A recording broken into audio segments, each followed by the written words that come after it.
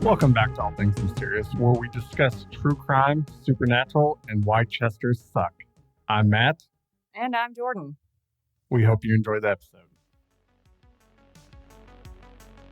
Hey, Jordan, have you ever heard of a little known, very few people have heard of it, but the Amityville Horror House? Amityville.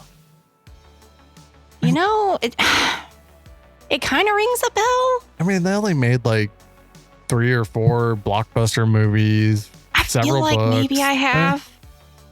Well, in this story, don't worry, because I'm going to tell you everything you need to know. Everything I need to know. Okay. All right. I am prepared to learn.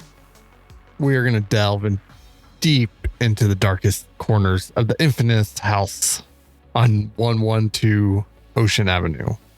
There's a place on Ocean Avenue. I'm sorry. This address, nestled in Amityville, Long Island, New York, has become synonymous with horror and the paranormal. While many know the tale of the Lutz family harrowing experience, today I'm going to shine a spotlight on the tragic and mysterious story of the Defeo family. But don't worry, we'll get into the paranormal too. Ooh. But first, picture this. The year is 1965. And the Defeo family of Brooklyn, New York, takes a leap of faith and moves into their new home at 112 Ocean Avenue. Every time you say that, my brain's going to go to that song. I'm so sorry. Mine is too now. You're welcome. They affectionately called the house High Hopes.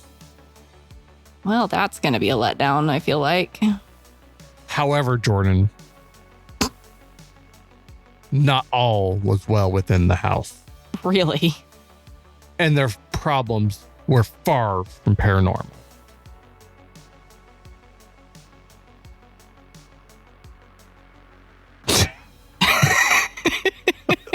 I'm trying to be all serious here. I'm making faces. I'm sorry, you guys. What is this? I'm going to take a picture of what I have to look across the table at. Because she randomly just makes faces at me. I can't help it. It's just, Matt's trying to be so serious and he makes faces and he doesn't know that he's making faces. So I make faces back at him. Okay. Anywho, serious face. All right. Ronald Defeo Sr. was a service manager, and his wife Louise at his wife Louise's family car dealership. That's what I was trying to say. He was a domineering figure, both verbally and physically abusive to his family, particularly targeting his eldest son, Ronald Jr. The Defeo household was often described as a crazy house with frequent shouting matches and violent altercations. That can't be good. Oh, I mean, obviously not. But it gets worse. I thought the 60s were a time of peace. Not in this household, and it Apparently wasn't. not. Ron Jr.'s life took a dark turn as he grew older. His temper becoming more volatile than his father's. And due to his behavior, he was asked to leave Amityville High School at age 17. Thus begun his journey into substance abuse, including, not limited to, LSD and heroin. It escalated his erratic behavior, and his expulsion from Amityville High School marked a turning point. And he became a frequent patron of the Chatterbox, a local haunt where his violent outbursts were well documented. His parents became concerned and even sent him to a psychiatrist. After psychiatry failed, They resorted to giving him whatever he wanted, including a speedboat. He and his father still had their usual violent fights, even as Ronald Sr. placated his son with money and material possession. Okay, that's great. We can't fix you with psychiatry, so we're going to give you all the things you ever wanted. If all else fails, throw give him money a at speedboat. it? What? Okay, that seemed parenting 101. No, don't do that. Yeah. That's a bad plan. Even if I didn't know where this story was going, which I mostly don't, but still, that just seems like a recipe for disaster. Serious? Oh, people. Okay, sorry. Oh, but Jordan, it gets worse. Oh, of course it does. Ron Jr.'s descent continued as he started working for his father, taking advantage of his position and indulging in reckless behavior. His father would pay him whether he showed up or not. Are you kidding me? Yep. He didn't. Where can I get that job? I know, exactly. I wish I could get paid Sign for me not showing up. The tension between father and son reached a boiling point, culminating in Ronald Jr.'s threats to his father, a stolen $20,000 deposit, and a downward spiral of drug addiction. And a few notable incidents are Deborah Cosentino, a server at the Chatterbox where Ron Jr. frequently drank with his friends, said that he was usually a nice guy except for when he drank. She recalled him throwing bar stools and pool cues. Sherry Klein, his girlfriend at the time of the murders, spoiler alert, also recalls an incident when Ron Jr. went to her apartment with some friends. They became very rowdy, and when she tried to calm him down, he shoved her across the room. She reportedly climbed through a window and went to her parents' house to get away from him. Well, if that's not red flag behavior, I don't know what is. Yeah, this guy's a walking red flag. Yeah, that's like not even red. That's just like neon flashing.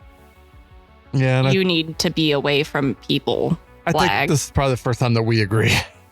Probably. I mean, that's about the only time that we've agreed on something here at All Things Mysterious. Oh, but it gets worse. Oh, goody.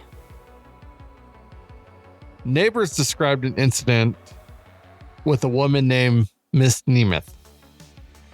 She said that Ron Jr. accused her daughter of throwing rocks at a religious shrine that the Defeos had in their front yard. When she insisted that her daughter wouldn't do something like that, Ron Jr. became angry and began yelling at her. He said that if she were a man, that he'd punch her in the face, and that if her husband had a problem, he'd punch him in the face too. That seems like a super healthy coping mechanism. Good. That's what I usually do when there's problems. Don't get me wrong. I've threatened plenty of times to punch people in the throat, but I don't actually mean it. And I feel like this guy actually did. As she walked away, neighbors said he followed her and continued yelling. Yep, he probably meant it. Feel like he meant it. So the stage was set for a horrific event that would forever stay in the history of 112 Ocean Avenue. There's a place on Ocean Avenue. I'm sorry. You all get to hear me sing But every Jordan, time. I was singing, Matthew. do you want to know what happened on November 13th? No, I was singing, but I guess yes. Good, because I'll continue. On November 13th, Ron Jr. left early for work, stopped at a luncheonette to pass the time as he waited for the dealership to open. He left work early to meet his girlfriend, Sherry Klein. He also met with a friend named Bobby Kelsky. Now, does anything sound suspicious to you at this point? Yes, but strangely, I just can't pinpoint it. Well, we'll continue. He complained to both throughout the day that he wasn't able to get in touch with his family. How about that? He said that all the cars were in the garage, but that no one was answering the phone. He even called home in front of his girlfriend. And then at 6 p.m., he was sitting in Henry's bar which was not too far from his house. Suspicious. He tried to call home again and complained to friends about getting no answer. He said that he was going to go home and break into the house through a window. At around 6:30 p.m., he returned to the bar. Break into it through a window? Yeah. Does he not have a key to his own house? Apparently not. And I mean, I guess in the 60s, it probably wasn't unheard of for, kids not to have I guess to their that's house. true, but still, that's kind of odd. But all right. Yeah. Anyway, sorry, got stuck on that. That was kind of the first thing I thought, but my guess is he just didn't have a key. And since he couldn't get a hold of him, he thought the door was locked. So he thought he would have to break in. I don't know. Strange, but okay. At around 6:30 p.m., he returned to the bar. He called out to patrons saying that his parents had been shot. A group of his friends left the bar with him. They went to the house and discovered that the family was dead. A friend of his, Joseph Yesser, called the police. The body of Ron Jr.'s entire family were found dead, lying in their beds, still dressed in their night clothes. Deputy Chief Medical Examiner Howard Alderman would later determine that the Defeo family bled to death in their beds due to gunshot wounds. The murder weapon was a .35 caliber Marlin rifle. The parents were shot twice and each of the children once. God, that's horrible. And you say, you get mad at me for bringing up children, and here you are. Oh, it gets worse. Matthew. Ron Defeo Sr., age 43, was shot twice in the lower back. One bullet exploded into his kidney and exited his right nipple onto the bed. I mean, this is a horrible thing to say, but what aim, though? I don't know, but That pains me. all I can say is my right nipple. Yep. Nope. Gotta agree with you. That's just not okay. That's not right. Sorry. Oh, by the way, viewer discretion advice. A little late for that, but alrighty then. This is gonna get gory, I think. Oh, yeah. Because the other bullet entered the base of the spine and was lodged in his neck. Ugh. Defeo Sr. could have been alive a few seconds to several minutes after being shot. The waistband of his shorts was pulled down a bit, indicating that he had moved upward as he died. Louise Defeo, age 43, was also shot twice. The bullets entered her right flank and chest. One bullet landed on the mattress and the other came out of the middle of her chest. Re-entered her left breast and wrist. The bullet shattered her ribcage, splintered bone, and destroyed most of her right lung, diaphragm, and liver. God. Yeah. Although face down, her chest was slightly raised from the bed and her body was turned to the right. The medical examiner said that she could have been alive for several minutes after being shot, perhaps as many as 10 minutes. That would be horrible. Yeah. Her position indicated that she may have woken up, raised her upper body off the bed, and possibly looked toward the bedroom door in the killer's direction. Now where it gets worse. Mark, age 12, and John, age 9, were both shot in the back at close range. The medical examiner determined that the killer stood between the beds less than 2 feet away. The bullets penetrated the liver, diaphragm, lungs, and heart of each. The bullets went through the boy's mattress and into the box springs. John's spinal cord was severed, which may have caused involuntary twitching in the lower body. Oh my God. Yeah. How can you do that? I honestly don't know. Psychopath. There's more. I'm sure there's more because There's 2 more kids. Of course there is. And then and he gets mad at me for bringing up children, but then he does this. Allison, age 13, was shot once in the face from less than 2 feet away. She may have turned around and saw the muzzle of the gun. The bullet entered her left cheek and moved to her right ear. It then tore into her brain and damaged her skull. The bullet exited, ripped through the mattress, hit the back wall, and ricocheted to the floor. God. God, that's just horrible. We're almost there. I mean, I'm going to make it, but Dawn, age 18, was shot at the back of the neck from 2.5 feet away. The bullet entered just below her left ear and blasted through her left temple onto her pillow. The left side of her face collapsed. Brain particles mixed with the blood saturating her pillow. Matt's not allowed to do these anymore.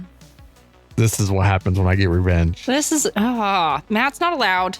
Matt's not allowed. This is, oh my God. Okay, fine. Finish. So Ron Jr.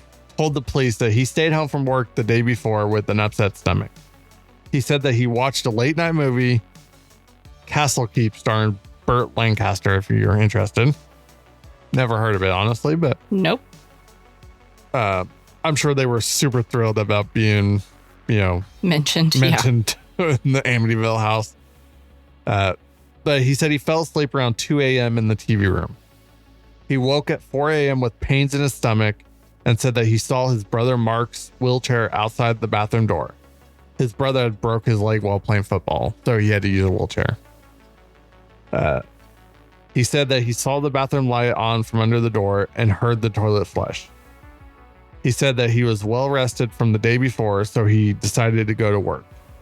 He ate at a luncheonette, went to work, left early, and saw his girlfriend and some friends. Pretty plausible alibi. Little suspicious, but Super suspicious in my opinion, but okay. Yeah. I mean, if you didn't know the whole backstory of him, that would seem like a reasonable explanation, right? Maybe. I don't know. I don't like it. That's just me, though. I just don't like it. So at first, Ron Jr. claimed the murders had to have been committed by a man named Louis Fellini, which was the pseudonym. He said, who Ron Jr. said was a mafia hitman. He said that a few years ago, Fellini and his wife had lived with his family for a little while after their house burned down in Brooklyn. He said that Fellini had a key to the house in which he buried a box of money and jewels. Ron Jr. also said that he had a violent argument with Fellini after Fellini and his wife moved. Fellini criticized a paint job that Butch had done for the dealership. He described throwing a brush at Fellini, breaking the window behind him. He also said that he called Fellini. This is going to be good. This is going to be great. You might as well just say it. I can see it by the look on his face. It's going to be great. You might as well just say it. Yeah, I don't want to get demonetized, even though we're not monetized, but we may be monetized at some point. So let's just say he called Fellini a not so good name. Alrighty then. And we'll leave it at that. But he said that his father had told him that Fellini was a professional hitman and that Ron Jr. didn't know what he had done by calling him names. Why do I feel like this is just the most ridiculous thing? It really does sound like a random, like you need to come up with a hit, boogeyman type thing, and you just think of the first thing that you could think of. It really does. Like even if I was an officer and somebody told me this, like my first thought would just be like, okay, so instantly you already have all of this ready to go. Like, don't get me wrong. I'm sure if you've got an enemy, you would probably figure you would know who it was. But like, I don't know. I just feel like there would be something red flag about that. Oh, there's more. Oh, great. Goody. Cool. Good.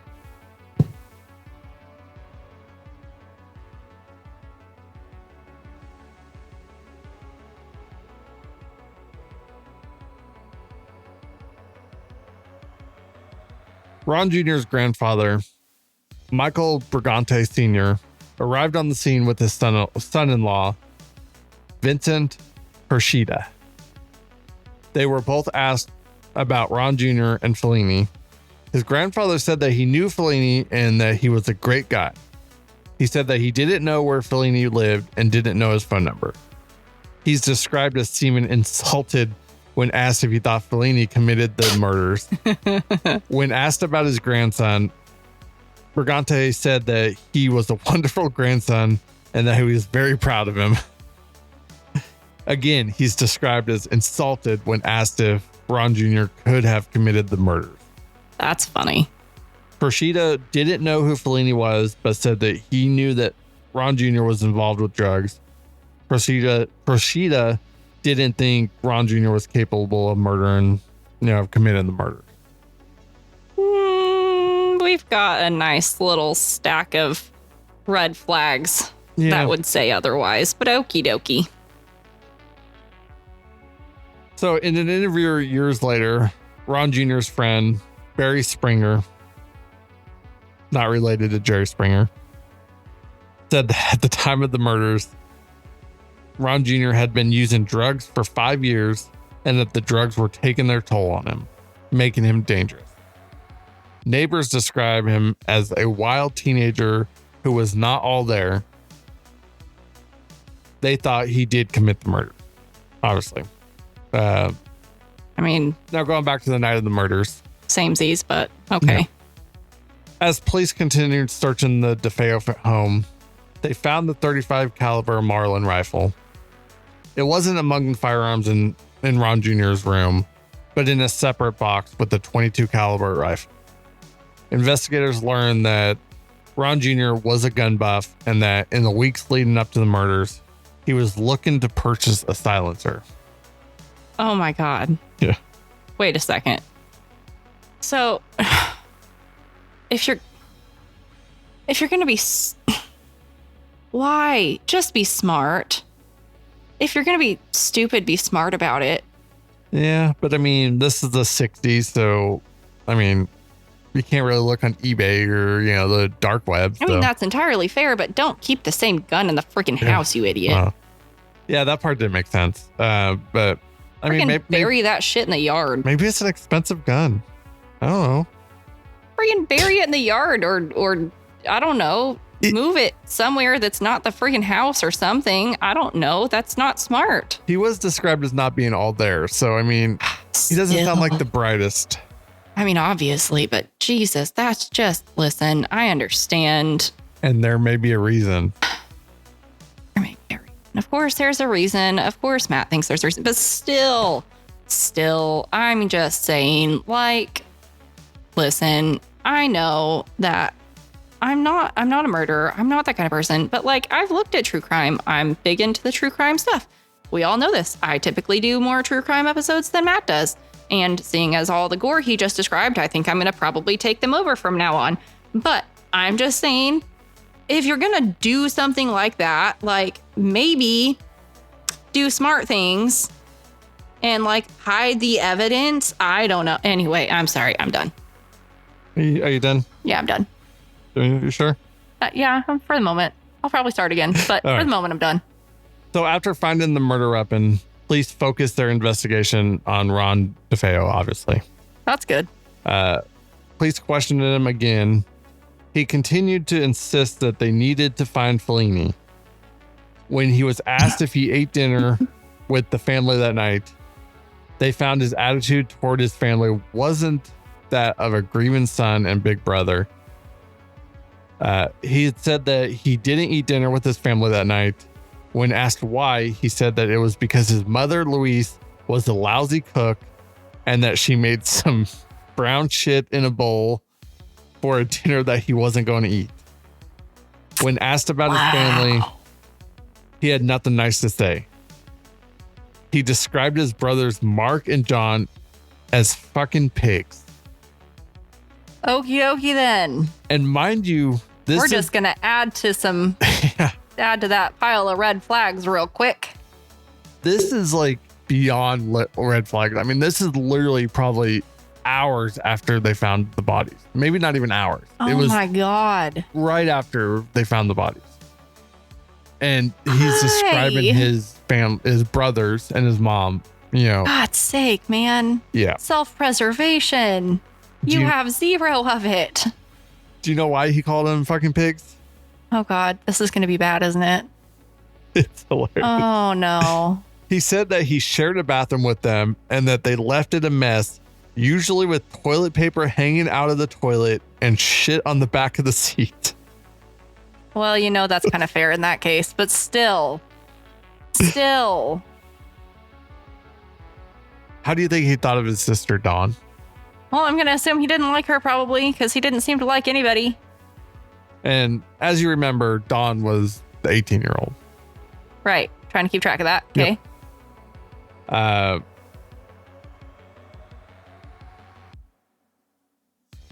So he was asked about Dawn, which he describes her as a fat fuck who played her music too loud.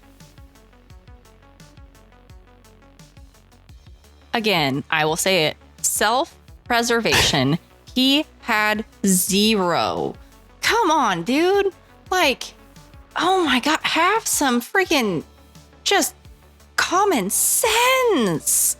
So this Okay. part you pay attention to. Okay, I'm paying. Because he said that when he yelled at her to turn it down, his father would intervene and hit him. So just keep that little nugget in the back of your head for now. Okay, his father would intervene and hit him. He had said nothing. Apple doesn't fall far from He the had tree. nothing to say about his other sister, Allison.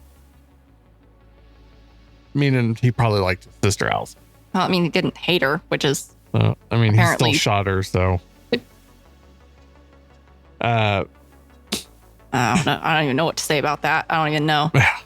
When asked about his grandfather, Michael Brigante Sr., Ron Jr. called him a cheap bastard and said that he took advantage of him and stole from him any chance he got by coming in late to work or leaving early.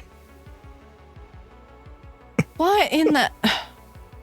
Says the man who shows up and doesn't even go to work and still gets paid for it? Like, what? What? So this is literally right after his family was killed. So you would think that someone wouldn't be focusing on all the negative at this point. Dear God. Police told him that they found the murder weapon and the ammo. They also said that his family was determined to have been killed between 3 a.m. and 4 a.m. So they could not have been killed while Ron Jr. was at work.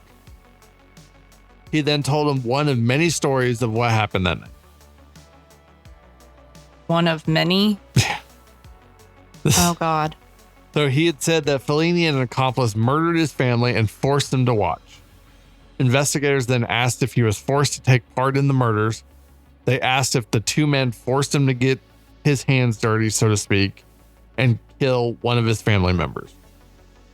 Ron Jr. put his head in his hands and told the investigators to give him a minute. He then said that Fellini and the accomplice weren't there that night and that it didn't happen that way. It was then that he confessed to murdering his family.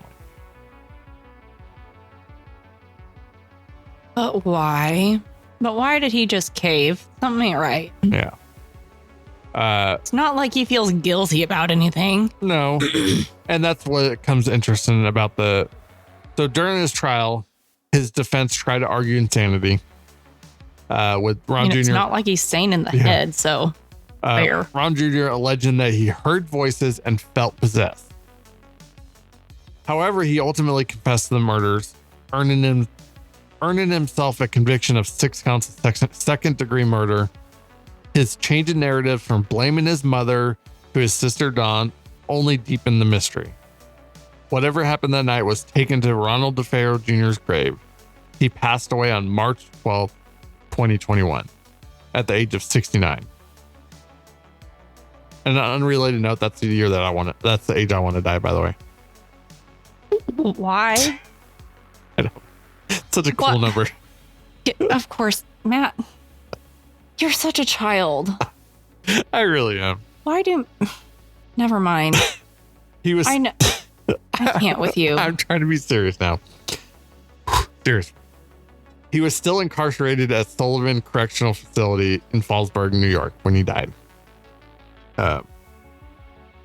So Ron Jr.'s life was marked by violence, abuse, and drug addiction.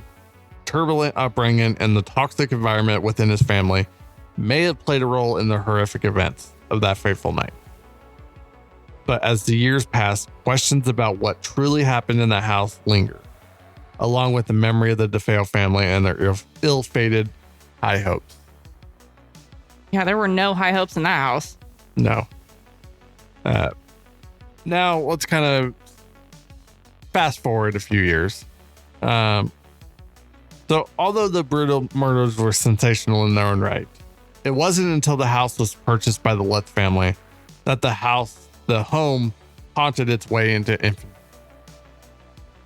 On a chilling December 18th, 1975, a brave family ventured into a new chapter of their lives when they purchased a house that would soon become synonymous with terror. 112 Ocean Avenue. There's a place on Ocean. I'm sorry, every time you say it. I'm literally saying it just for that. As they unloaded boxes from their moving trucks, a Catholic priest, Father Ralph Corio, arrived to bless their new abode. Little did they know their dream home would become a nightmare. I mean, I could have probably told you that. It's got all sorts of... Hey.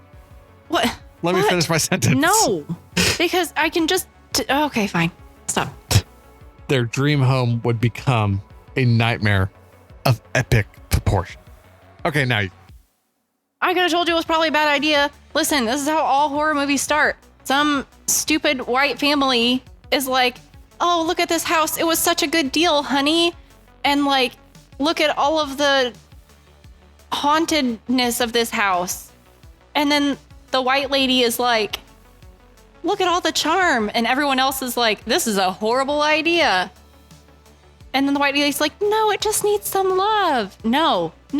How many people died in that house? Bad freaking idea. Bad. That's just my opinion. Sorry. So the Lutz family, led by the loving couple, George and Kathy, had just started their life together, blending their families into one. With Kathy's 3 children, Missy, Daniel, and Christopher from a previous marriage, and the addition of their own 2 children, Noel and Gabrielle. They believed they had found their sanctuary. Little did they know their stay would be short-lived, lasting only 28 days. Called it. So the malevolent, there you go. Entities dwelling within this house wasted no time in making their presence felt. They manifested through eerie sounds, unsettling touches, and even appeared before the family investigated. In a spine-tingling 2005 interview with Inside Edition, a swarm of flies materialized within the home, tormenting the crew. Ew. Seasoned paranormal investigators would tell you that swarms of flies have historically been associated with demonic entities and possession. Could the demons residing in this Ocean Avenue abode have been the sinister voices that plagued Ron Defeo Jr.? Or was he just psychotic? Crazy? Yeah. Yep. Or could it be both? So despite the priest blessing before their move-in, the Lutz family experienced a series of horrifying paranormal events. George claimed to wake up every day at 3:15 a.m., the exact time that they thought the Defeo murders actually took place. While Missy began communicating with an entity known only as Jody. Kathy even recounted a nightmarish episode of levitation above her bed, leaving painful welts on her chest. The children also reported inexplicable levitations during their slumber. George and his son Daniel witnessed a ghastly apparition of a pig-like creature with piercing red eyes peering at them through a window. Oh, that's terrifying. That really is. For the record, we are not ever doing a ghost hunt here. Oh, we are 100% going to Amityville at one point. Two things. We're broke. Two, absolutely effing not. Oh, we are going to go to Amityville. Demons. No. No. Also, we're broke. Yeah. And you have children, childcare. No. They're going to be little ghost hunters too. You're going to bring them along. No.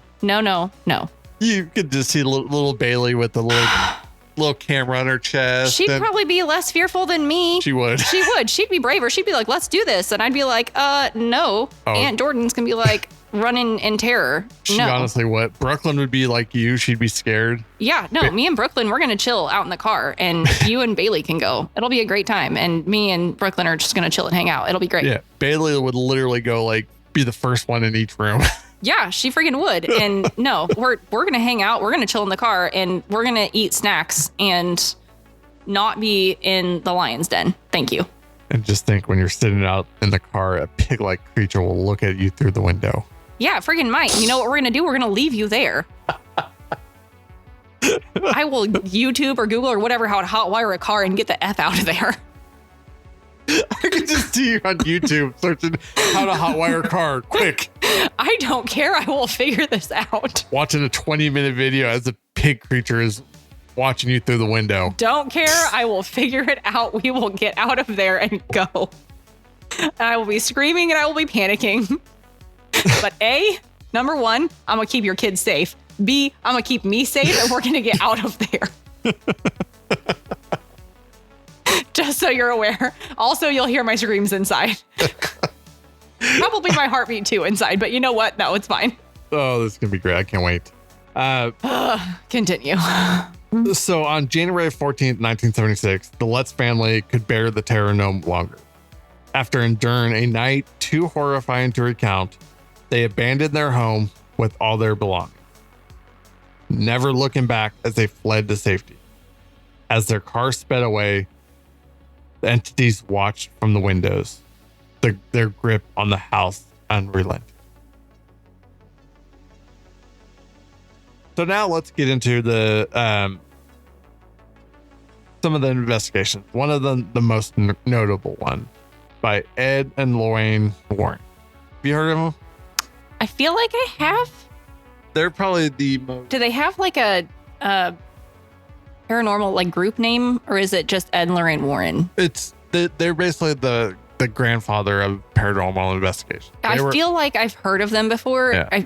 I've probably heard of them even just in some of my own research for different other topics on the show, but it was like the Paranormal Investigative Society or something like that. I forgot the actual name of it. No, that makes sense because I think I've heard of him. Yeah. I think I know exactly who you're talking about. That makes sense. Yeah, they've done a lot of investigations like Annabeth. Okay, no, I know. Yeah. I think I know who you're talking about because I knew that I knew the name sounded really familiar. Yeah, they're literally the grandfather of paranormal investigation. Yeah, no, I think I know who you're talking about because I've done some research of my own on different stuff and so recognize it. You know, they would later corroborate the Lutz family's claims. After spending a night at the house, the Warrens concluded that this was no ordinary haunting. It was a solid 10 on the supernatural scale. I believe that. Despite the despite the skeptics who believe it was all a money-making scheme, George Lutz vehemently denied any hoax. In a candid moment from the documentary Amityville Horror Hoax, he affirmed, quote, "I believe this has stayed alive for 25 years because it's a true story. It's not a hoax." End quote. Even in 2013, the documentary My Amityville Horror, Kathy's son Daniel spoke of the nightmares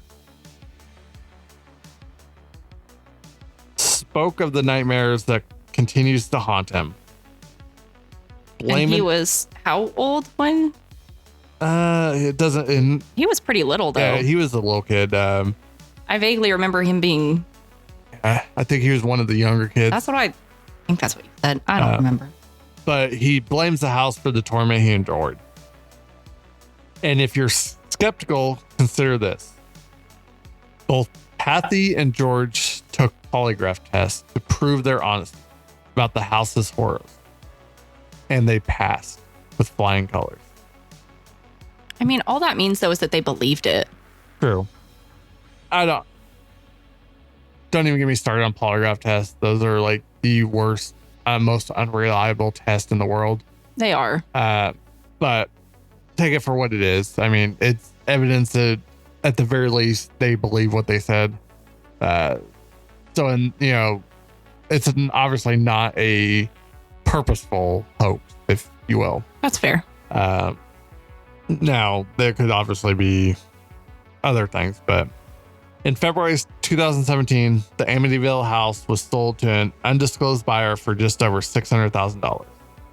A whopping $200,000 below the asking price. I was going to say, I feel like that's probably under market value. That really is. Now, the address has been since changed for privacy reasons. So 112 Ocean Avenue doesn't exist anymore. There's a place on Ocean Avenue. I mean, if you guys ever want to hear some karaoke, you just let me know. I'm pretty sure it doesn't matter what they change the address to. But anyways. It's probably still going to be on Ocean Avenue. But anyway. So obviously don't go trespassing because it's now private residence. The current owners report no paranormal occurrences, suggesting that the house lies dormant for now. So what do you make of this tale, Jordan? Was it an elaborate scam or a demonic entities lurking in the shadows, waiting for the opportune moment to strike again? Potentially both. And I think it could have been both. I feel like this family was already volatile, and then this house was already like horrible on top of it, and then combined together, it just like exploded, if you will, into straight up madness. Yeah. Like, and guess what? What? Regardless of your stance, one undeniable fact remains. Oh no. 6 gruesome murders stained the walls of the Amityville house not too long ago, leaving behind a lingering presence that continues to send shivers down the spine of those who dare to delve into its terrifying history. Wasn't going to doubt you there, just for the record. I wrote that and kind of interrupted my speech.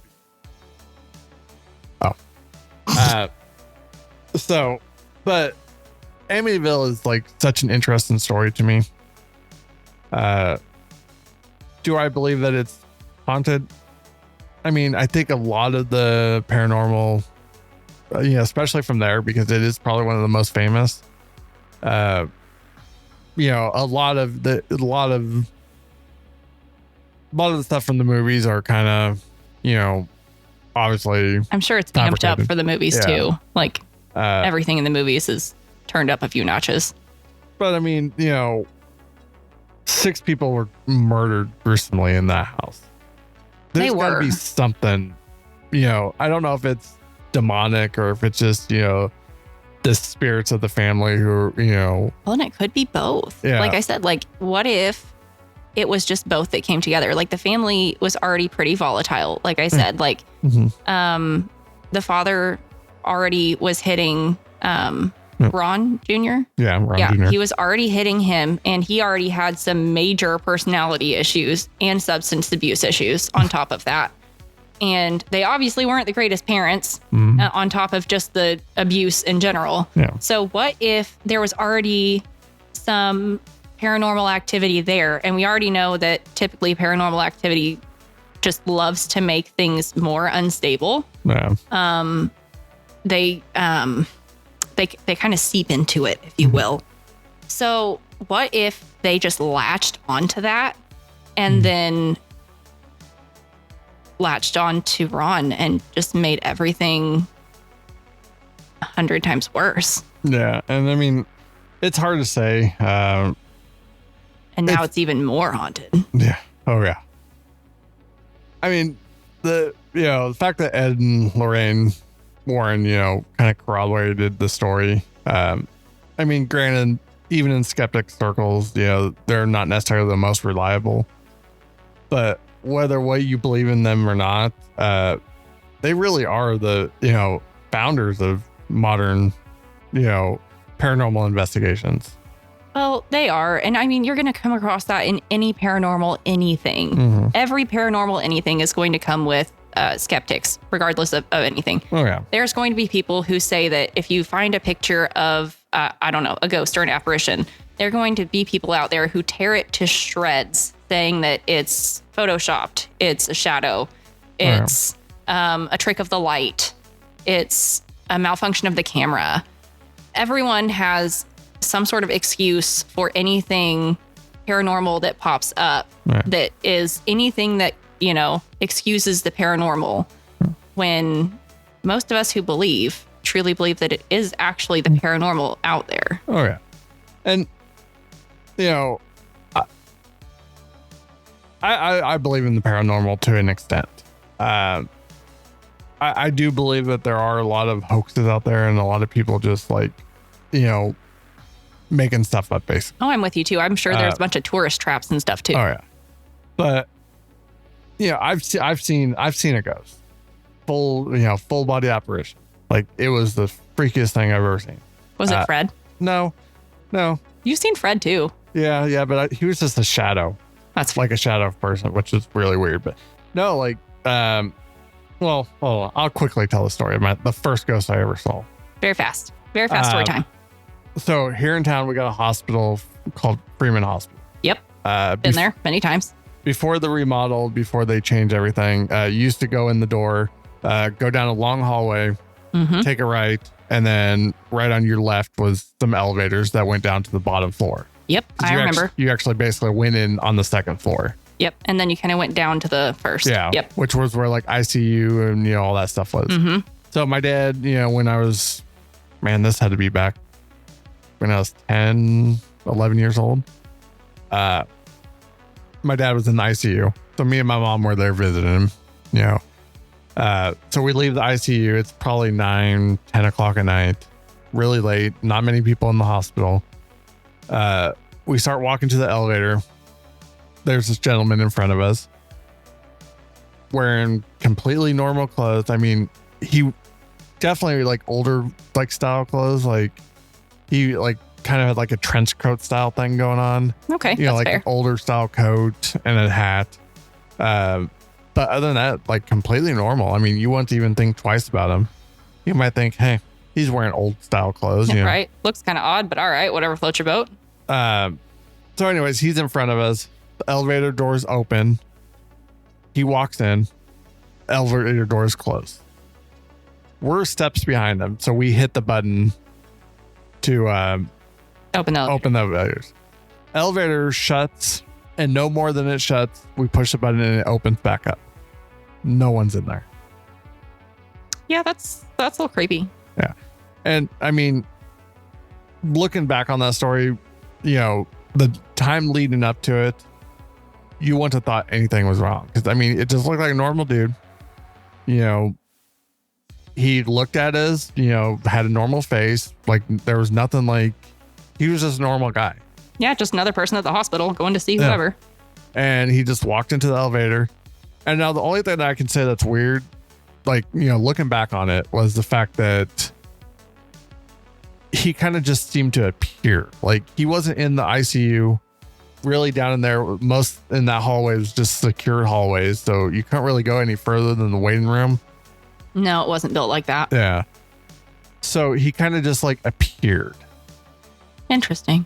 But he wasn't in the waiting room with us, so we never saw him in there. So he, I mean, even then we didn't really think much of it because, he was in the hall, walking to the elevator. That's all we saw, really. Yeah, right. Like, all right, cool. But yeah, looking back on it, definitely was weird. And so I know that there's supernatural out there. But here's my problem with like a lot of the paranormal investigations. Like, they're trying to explain something with science that can't be explained with science.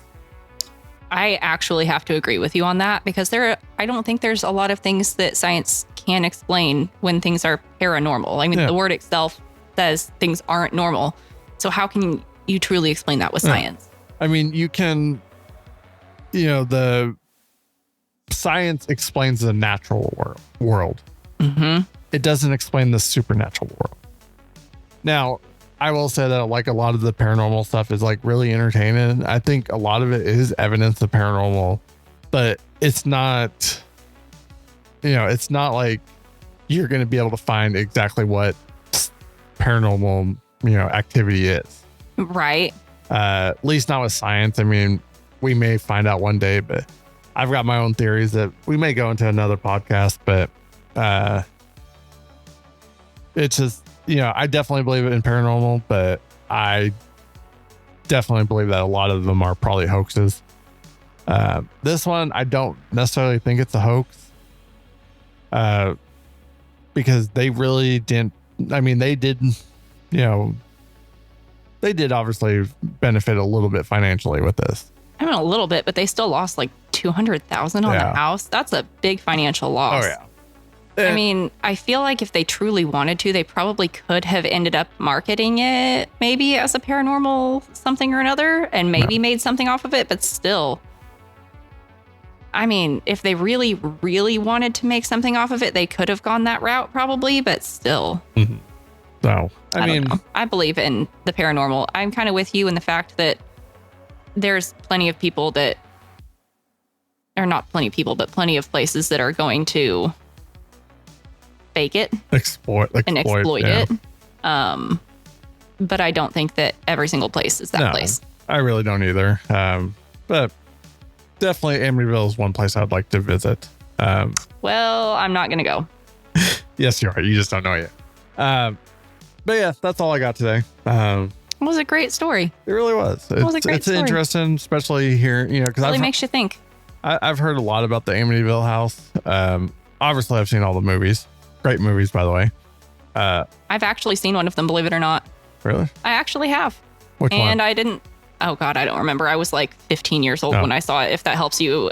No, not really. It was in 2005.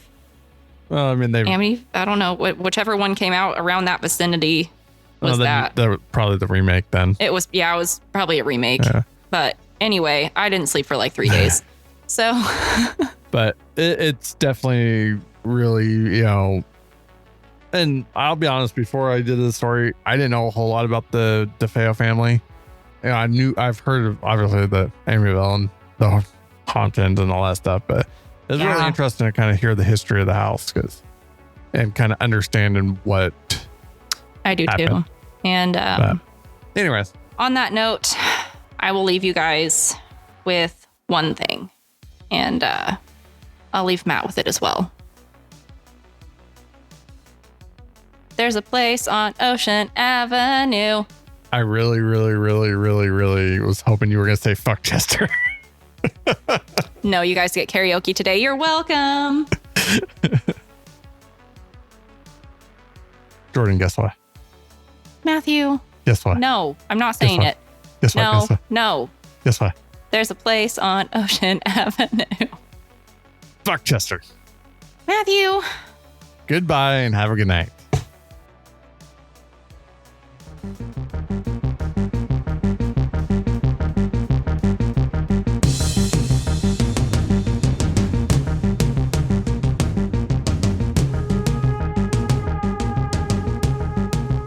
Thank you for listening to All Things Mysterious. Make sure to like and subscribe. All links to all social media are in the description below. As always, here at All Things Mysterious, we keep you guessing.